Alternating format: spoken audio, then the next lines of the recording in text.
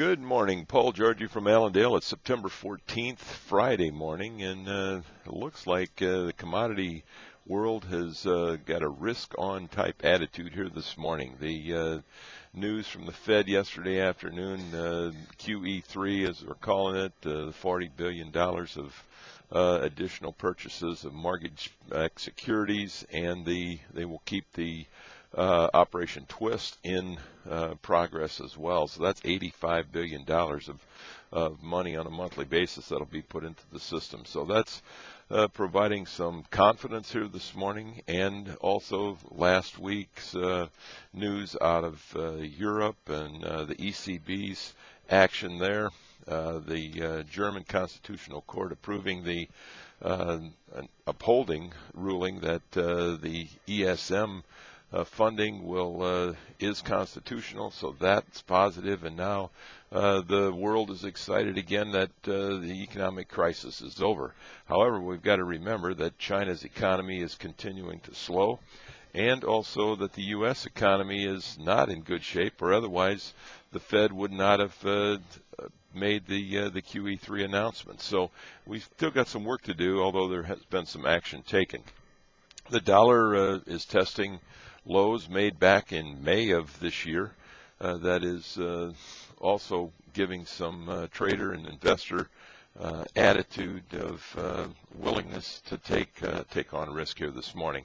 Although since the early morning trading in the corn, we were up 8 to 9 cents. As we speak, we're only up about 4 cents right now. So the key today in trading will be where we close. I think the technical damage that has been done on the corn chart this week, taking out some key moving averages, closing below those moving averages for several days, is an important figure to be looking at near the close today. If we can bounce back, close above 788 in the December contract of corn, I think it would be a very structurally sound market at that point, and continuous on the uptrending channel. However, close below there may result in some different opinions and some outlook as we move forward into next week. Some of the other fundamental news that's going on: weather forecasters now have added some rain to the northern regions of Brazil early next week. That could help planting situations there where they are a bit dry. We've also got the U.S. forecast next week calling for some frost in the northern Midwest, which, talking to most producers yesterday about it, they were willing and happy to see a frost come in, especially on soybeans, because it will help mature that plant and able to run that plant through the combine much easier. So it could very well be a positive to production rather than a negative. Some of the positive news: Strategy Grain out of Europe announced yesterday that they believe that Europe may need to import 1 to 2 million metric tons of corn. That is creating some support here. However, in reality, the concern there is, will the EU allow for the genetic makeup of the corn coming out of Brazil to be imported? So that remains to be seen there. The been talk this week, China buying 2 to 5 cargoes of soybeans. We've seen no announcement yet on that. We'll be watching the the daily sales report that comes out around 8 o'clock this morning to see if there's any announcement of sales of soybeans going to China. Other than that, I think we've got maybe a calmer market here. Retracement, a short covering type attitude. Also, markets are oversold in the corn market and wheat market especially.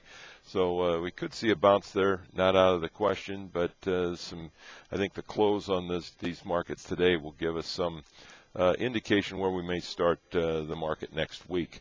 In the livestock trade, we did see cash cattle trade higher late on Wednesday, trade a little bit yesterday at $1 to $3 higher, depending on which region you were in. Colorado was $3 higher because they traded earlier last week, but in that 126 to 128 range is where we've seen cash cattle trade. Cutout values not helping very much there. Choice down 31, Select up 25. Pork cutout values were basically unchanged, up only 2 cents yesterday. The action that we're seeing in the futures market is certainly impacted by outside markets, corn especially, and then overall investor attitude. The cattle futures yesterday backed off after the news of the sales, just on profit taking. We've had a nice run there for the last several days, a bit of profit taking, and we'll see where that ends up here going into the weekend. Pork complex, as we've been talking about, the major focus there has been spreading the near term versus the deferred contracts. That's expected to continue today, as those spreads have had a lot of volatility and a lot of movement here in the last several days. So stay in touch with Allendale's advisory report. We'll be happy to answer any questions that you got. You can reach us at 800-262-7538. We wish you a very successful trading day, safe weekend, and I'll talk to you on Monday morning. Thank you.